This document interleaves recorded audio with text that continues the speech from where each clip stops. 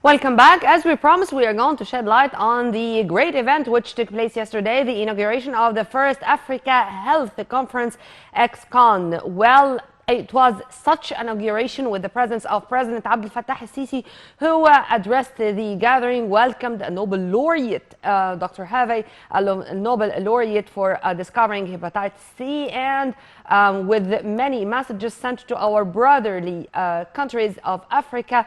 On top of the list was deciding to send 30 million jabs of COVID-19 vaccines to our brotherly nations in the Black Continent. To shed more light on the event, we are very much delighted to have with us via phone Professor Nadia Zakhary, former Minister of Scientific Research. A very good morning to you, Professor Zakhary. Good morning, dear. Professor Zakhary, yesterday it was such an event. And to choose Egypt in the first place to host the first Africa XCON, sending a message in itself, or it has such a significance with hundreds, if not thousands, of participants and tens of pharmaceutical companies who were here to exchange expertise, to exchange ideas, to promote and boost cooperation among each other. How do you see the choice of Egypt? How do you see the timing? How do you see the messages which were sent by the president to our African nations? As I said, on top of the messages was the 30 million vaccines which are going to be sent to our brothers in the Black Continent. As you said, dear, it sends a very important message, as the first thing is how safe Egypt is, because if Egypt is not safe, nobody will come and collaborate with Egypt. The second thing is that Egypt is a pioneer in this field, and we have many innovations and many experiences and many initiatives that can be distributed all over the African continent. And the place where the exhibition was held is a very nice place, and this shows our civilization nowadays. Not only that we are pharaonics and we have monuments and so on. No, the place shows how civilized Egypt is. Yes. The place shows how Egypt is a pioneer in the field of health, and we have many pioneers and many initiatives, as I told you, and the president has made many initiatives, and he was willing to exchange the experiences between Egyptian who are working in the field of medicine and the African countries. Many morals were given and many messages were given with this conference. And what is very important is that we are developing health according to new innovations. Yes. This, in another word, says that we are making a sort of economy based on scientific research and based on innovation, and this is what we need, because we Dr. cannot Zakhary, you mentioned the word innovation 3 times.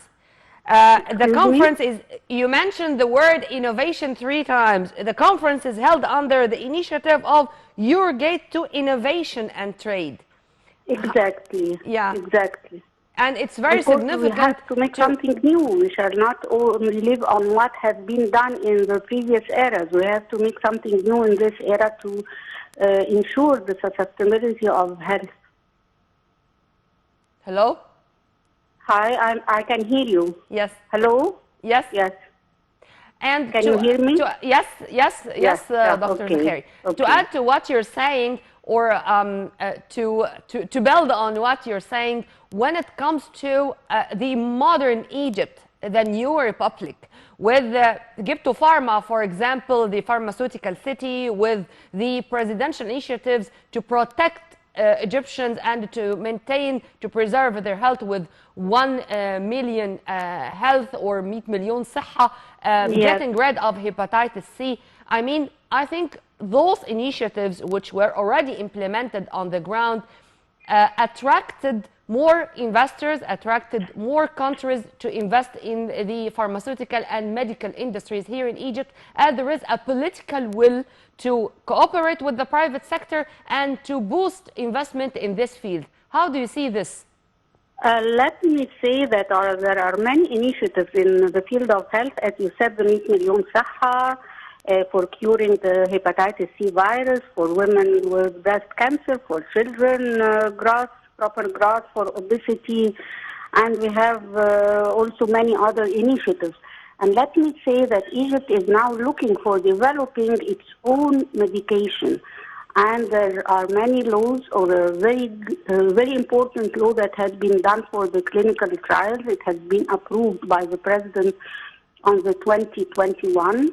And this law enables Egypt to make its own drug, because we have many scientists that have invented drugs, but they were not examined on certain diseases and on experimental animals and on human beings, or maybe they were examined on the experimental animals but not promoted to be given to human beings. So such a law will give the opportunity for Egypt to develop its own drug, and developing our own drug is not only to economize the price of the drug, this is one, but also the genes of Egyptians are different from other genes. Every country has its own gene, its own disease, its own criteria. So inventing a drug, especially for Egyptians, is very, very important.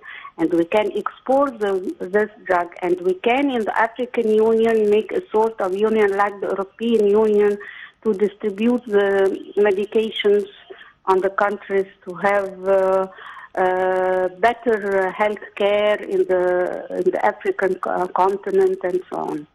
And I think we already gained trust and confidence from our African brothers all over Africa regarding our drugs. I mean, we gained the trust in this product. I mean, made in Egypt, when it is written on any pack of drug, it gained confidence and trust that this is made with, according to the state of art of technologies and the most modern techniques, stuff like that. Do you agree?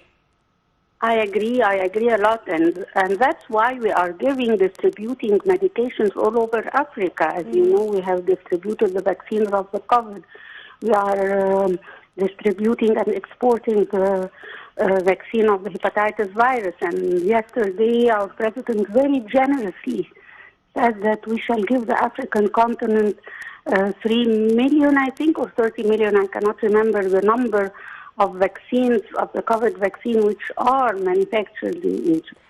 This was my coming question, Dr. Zakhary, regarding one of the experiences or one of the main sources of success, I may say, regarding how Egypt dealt with COVID-19, from the economic side, from the scientific side, from the vaccine side. I mean, we diversified our resources. We already manufactured our own. We started to export this to other brotherly nations, whether from Africa or the Arab world or worldwide.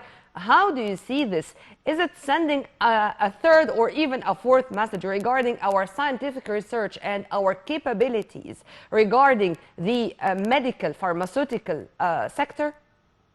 Regarding the know-how and the state of art, we can do the vaccines, and we know how to manufacture the vaccines. Regarding the medications, all the medications are present in the market and nothing is missing. Although people are trying to buy, we were afraid that something will be in shortage, but this did not happen. Regarding the passing of this pandemic, it was very good, but I would like the people themselves also, all the people, to have the knowledge and to have the faith that they must take care of themselves, because people now think that everything is okay and the COVID-19 has passed, so don't wear a mask, don't wash your hands, which are very simple things to do. But again, as I said, regarding the vaccines and regarding the medication, everything is okay. Yeah. Yesterday, it was such a gesture from President Abdel Fattah al-Sisi before even addressing the gathering to welcome the Nobel laureate doctor who discovered hepatitis C, and to say that he had a discussion earlier with him, giving him the credit and saying that the Egyptian political leadership know well how to estimate or to evaluate or to praise the value of scientists, the value of science, and how they should be put as a first priority when it comes to modern Egypt. How do you see this, or how did you see this gesture, Dr. Zakhary? It's very important, as I told you, that we have to develop ourselves and to follow the latest innovations. And this was a very great innovation by this scientist, as he eradicated the hepatitis C, which was a very grave and a very bad disease that Egyptians suffered of. But now it doesn't represent a grave disease, and it doesn't present a great percentage among people. So one final question, nice Dr. Zakhary. To celebrate this scientist. Yeah. One final question regarding the should-be cooperation between the state or the cabinet or the public sector and the private sector in the medical and pharmaceutical sector. Because investing in this field is investing in human beings, is investing in the future of the coming generations, in guaranteeing that the coming generations are going to lead such a healthy life. How do you see the importance of this kind of cooperation, or this should be our homework, to be accurate? Of course, it is very important, and without cooperation between the private sector and the governmental sector, we cannot achieve anything, because in the governmental sector, some scientists will study and innovate some innovations which cannot be carried out to reach the market except with the aid of the private sector and companies, the pharmaceutical companies. And as you know, that every big pharmaceutical company has an R&D or a research and development department which works with the governmental universities and the private universities and so on. Without cooperation between both sectors, nothing will reach the market. And we do have the human cadres. We do have our scientists, our youth scientists who can shoulder this responsibility. Who are innovating things, and they want to incubate this innovation, and their most pleasure is to see these innovations in the market, not to publish papers. Dr. Zakhary, I enjoyed our discussion, and you are all the time an added value to our programs. Thank you very much for your input, and have a very good day. Well, right after the short break, we are going to turn back with more, so stay tuned.